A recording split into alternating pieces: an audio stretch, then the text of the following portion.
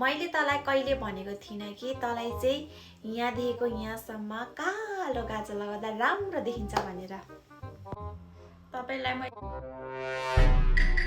कहिले भनेको थिइनँ कि तपाईलाई ग्रीन कलरको गाजर लगाउँदा यहाँसम्म लगाउँदाखेरि राम्रो देखिन्छ भनेर।